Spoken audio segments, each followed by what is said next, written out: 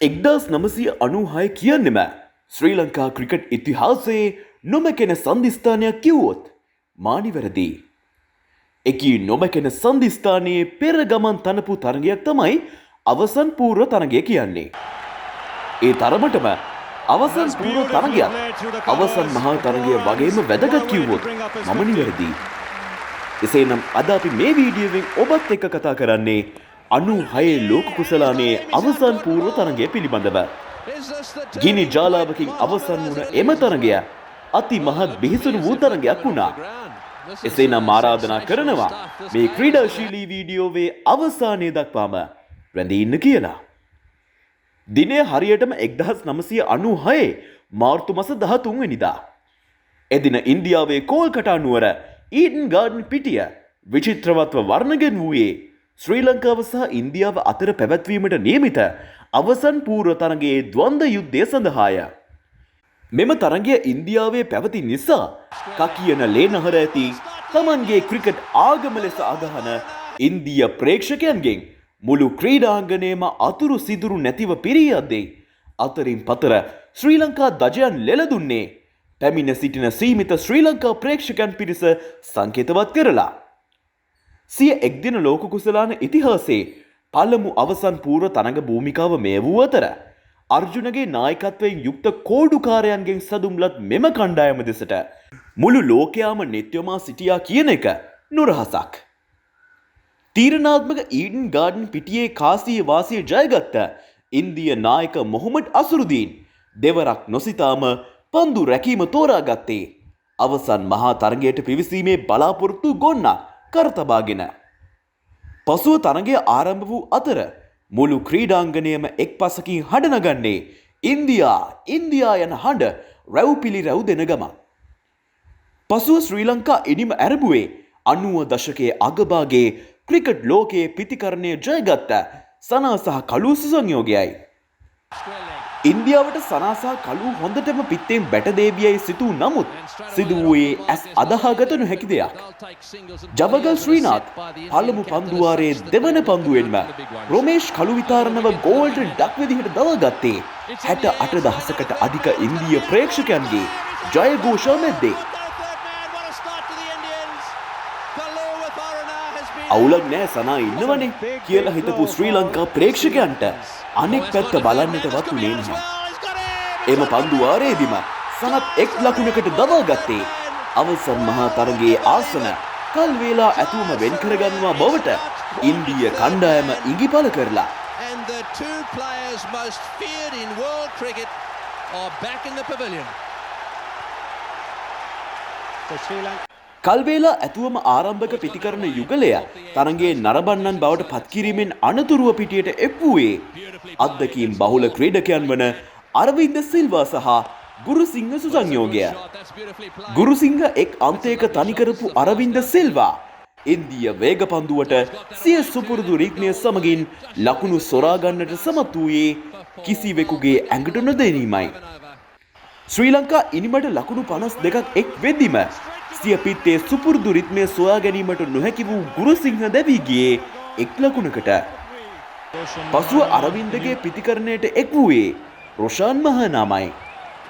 පන්දුවාර පහකදී කඩුළු දැවුනාදෝ නැදවුණු ගාන්ට සිය සුපුරුදු පිතිකරණ භූමිකාවට පනපෝපු අරවින්ද සිල්වා නම් මෙම ශ්‍රේෂ්ඨ ගණයේ පිතිකරුවා අලංකාර පුල් පහරවල් කට් පහරවල් වලින් තමාගේ පිත්තට පනපෙව්වේ ඊඩන් ගාඩන් පිටියේ 68,000කට අධික ප්‍රේක්ෂකයන් මොහොතකට නිහඬ කරවලා. රොෂාන් මහානාම පිටියේ තනි කරපු අරවින්ද සිල්වා එන් අනතුරුව 4 පහරවල් 14ක් සමග වේගවත් ලකුණු 66ක් ලබා ගත්තේ පන්දු 47ක සුවිශේෂී ඉනිමක් දියත් කරලා. කෙසේ නමුත් මෙම සුවිශේෂී ක්‍රීඩකයා අනිල් කුබ්ලේගේ පන්දුවක් කෙලින්ම කඩුල්ලේ වැදීම නිසා දැවී ගියා. එම දැවී යාමෙන් අනතුරුවයි ඉන්දිය ප්‍රේක්ෂකයන් සැනසුම් සුසුමක් හෙළුවේ.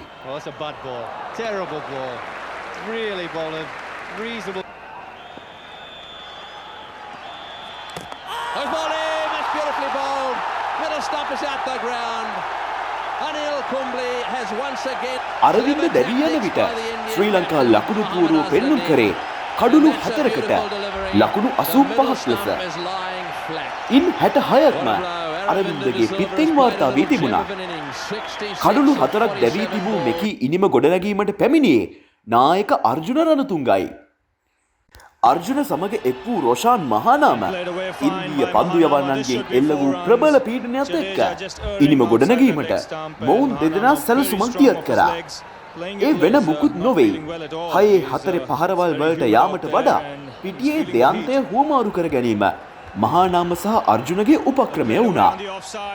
ලකුණින් ලකුණු හුවමාරු කරගත් මෙකී දෙපළ අවශ්‍යම මොහොතේ ඇණයක් ගසමින් ඉන්දීය පන්දු බලෑනියට හිසරදයක් වුණා.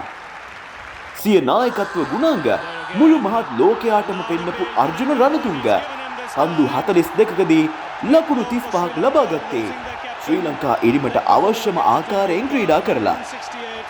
සචින් තෙන්ඩුල්කර්ගේ පිට දඟ පන්දුවක් හමුවේ නායක අර්ජුන දැවී යන විට අර්ජුන මහානාම සුසංයෝගය ලකුණු 83ක සමබරතාවක් ගොඩ නැගුවේ ශ්‍රී ලංකා ඉරිම ස්ථාවර මට්ටමකට ගෙනල්ලා. ඉන්පසුව පිටියට පැමිණියේ හෂාන් තිලකරත්නයි. අනෙක් අන්තයේ ස්ථාවර වී සිටි මහානාමට එක් වූ මොහු ඔහුගේ සුපුරුදු පිතිකරන රිද්මය සොයා ගියේ මින්නනතුරුව. මේ අතරතුර පන්දු 101කට මුහුණ දුන් මහානාම විශිෂ්ට අර්ධ ශතකයක් එක්ක ලකුණු ලබා ගනිමින් සිටියදී ඔහු පිටියෙන් ඉවත් වූයේ අවාසනාවන්ත ලෙස ආබාධයකට ගොදුරු වීම නිසා. පිටියෙන් ඉවත්ව යන විට ඔහු ලකුණු 58ක් ලබා තිබුණේ තරගයට අවශ්‍යම ලකුණු ඔහුගේ පිත්තෙන් දායාද කරලා. හෂාන් තිලකරත්න පන්දු 42කදී ලකුණු 32ක් ලබා ගත්තේ ශ්‍රී ලංකා ලකුණු පුවරුව ලකුණු 200 කඩයිම පහු කිරීමත් එක්ක.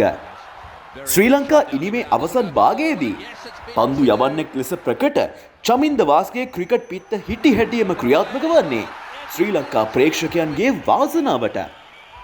4 පහරවල් 3ක් එක්ක වේගවත් ලකුණු 23ක් වාස් විසින් ලබා ගත්තේ පන්දු 16ක් වැනි අඩු පන්දු සංඛ්‍යාවකින් වීමත් විශේෂයි. එකී මෙකී පිතිකරුවන්ගේ දක්ෂතාවත් එක්ක පන්දු වාර 50 අවසානයේ කඩුළු 8කට ශ්‍රී ලංකා ලකුණු පුවරුව ලකුණු 251ක් ලෙස දිස්වුවේ තරමක තරගයක් ලබා දීමට හැකි මට්ටමින් ලකුණු මට්ටමක් රැස් කරලා. දැන් ඉන්දියාවට තරගය ජය ගන්න ලකුණු 252ක් රැස් කිරීමට තිබුණා. ලෝක කුසලාන අවසන් මහා තරගයට පිවිසීමේ බලාපොරොත්තු කරපින්නාගෙන ආවේ සචින් තෙන්ඩුල්කර් සමග නව්ජෝත් සින්දුයි. ශ්‍රී ලංකා වේගපන්දු යවන්නන්ගෙන් එල්ල වූ ප්‍රබල පීඩනය දරාගත නොහැකිව නව්ජෝත් සින්දු චමින්ද වාස්ගේ පන්දුවකට දැවී ගියේ සනත් ජයසූරිය හට උඩ පන්දුවක් ලබා දෙමින්.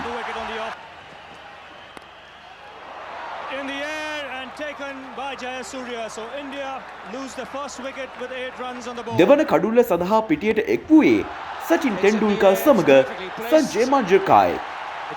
කෙමෙන් කෙමෙන් ශ්‍රී ලංකා බලාපොරොත්තු ඈතට ගෙන යන්නට මේ සුසංයෝගය සමත් වූයේ ලකුණු 90ක විශිෂ්ට ආකාරයේ සමබරතාවක් ගොඩනගමින්. තරගය කෙමෙන් කෙමෙන් ඉන්දියාව දෙසට නතු වෙද්දිම වහාම ක්‍රියාත්මක වුණ නායක අර්ජුන පන්දුව බාර කරේ Sanath Jayasuriya අතටයි. Terrific shot.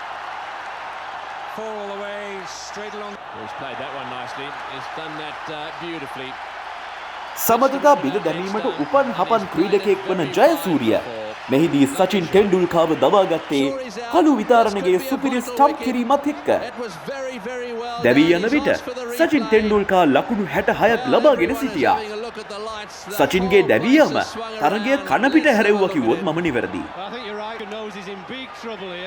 Wonderful smart glove work by the wicketkeeper. He sets off for a single. Oh, it's gone. It's tight. They are. It's gone quiet this stadium. ප්‍රේක්ෂකාගාරය හරියට මීයට පිම්බාක් මෙන් නිහඬයි. සචින් දැවී යන විට ඉන්දීය ඉනිම ලකුණු 98කට කඩුළු 2ක් ලෙස සටහන්ව තිබුණා. අනතුරුව නායක මොහොමඩ් අසරුදීන් කිසිම ලකුණක් ලබා ගැනීමට මත්තෙන් පිටියෙන් ඉවත් කරේ කුමාර ධර්මසේන විසින්. නැති වී ගිය සුපුරුදු රිද්මය සොයාගත් ශ්‍රී ලංකා පන්දු බලෑනිය ප්‍රබල පීඩනයක් ඉන්දියාවට එල්ල කිරීමට සමත් වූයේ පන්දු බලෑනියේ ක්‍රීඩකයන් වන සනත් අරවින්ද මුත්තයියා සහ ධර්මසේන සංයෝගයත් එක්ක ශ්‍රී ලංකා දඟපන්දු බලෑනියේ පීඩනයත් එක්ක ඉන්දියාවට අවසානයේ සිදු වූයේ ලකුණු 21කට කඩුළු 8ක් පූජා කරන්න. ප්‍රේක්ෂකාගාරයේ සිටි ඉන්දියා ප්‍රේක්ෂකයන්ට නම් මෙම දර්ශන දරාගත නොහැකි වුණා. වචනේ පරිසමාප්ත අර්ථයෙන්ම කිව්වොත් ඔවුන් සිටියේ රතු කට්ට පැනලා. මෙහිදී සනත්ගේ නමට කඩුළු 3ක් ලියවී තිබුණා.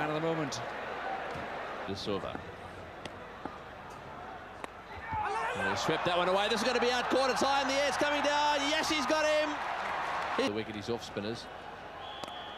Oh, he's got that in the air. This is going down the ground too. This could be out. There'll be a collision. He's got him. Yes, another one. Beautifully. පන්දුවර 34ක් අවසානයේ ඉන්දිය ඉනිම කඩුළු 8කට ලකුණු 120ක් ලෙස ලියවී තිබුණු හේයින් මෙය දරාගත නොහැකි වූ ඉන්දිය ප්‍රේක්ෂකයන් සිය පීඩනය පිට කළේ 68,000කට අධික ප්‍රේක්ෂකාගාරය ගිනිබත් කරලා. මෙය ඉන්දිය ක්‍රිකට් ඉතිහාසයේ අඳුරු පැල්ලමක් විදිහට අපිට හඳුන්වන්න පුළුවන්. කෙසේ හෝ තරහ ගොසින් නැවතුන ඉන්දිය ප්‍රේක්ෂකයන් හතරේ සීමාව අසල සිටි ක්‍රීඩකයන්ට බෝතල් සහ ගල් වලින් පහර දුන්නේ කිසිම හිතක් පපුවක් නැතිව. තරගය ශ්‍රී ලංකාව නිසැකවම ජයග්‍රහණය කරන බව දුටු තරග තීරකවරයා වහාම ක්‍රියාත්මක වී තරගයේ ජය ශ්‍රී ලංකාව වෙත ලබා දුන්නේ 68,000කට අධික ඉන්දිය ප්‍රේක්ෂකයන්ගේ සෝසුසුම් මැද්දේ. කෙසේ හෝ ශ්‍රී ලංකා දජයන් අතරින් පතර ලෙල දුන්නේ ශ්‍රී ලංකාව ක්‍රිකට් ඉතිහාසයේ කිසි දවසක අත් නොවිඳි අවසන් මහා තරගයකට පිවිසීමේ වාග්ය මුළු මහත් ලෝකයා හමුවේම පසක් කරලා. මෙකී ලෝක කුසලානේ අවසන් මහා තරගයට ශ්‍රී ලංකාව පිවිසුනේ පළමු වතාවට.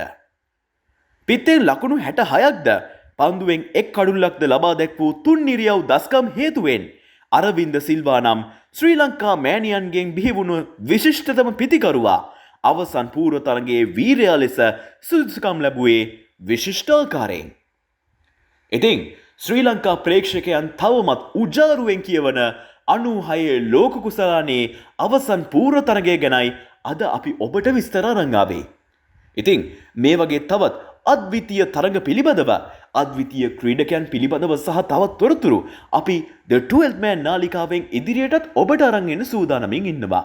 ඒක නිසා channel එක subscribe කරලා bell icon එක click කරන්න අමතක කරන්න එපා. ඒ වගේම 96 ක්‍රීඩාලෝලී සමූහය වෙත මෙම වීඩියෝව ෂෙයා කරන්නත් අමතක කරන්න එපා. එහෙනම් තවත් දවසක මේ වගේ ක්‍රීඩාශීලී වීඩියෝකින් යලිත් හමු වෙනකන් අදට අපි සමු ගන්නවා. සියලු දෙනාටම ජයග්‍රාහී දවසක්.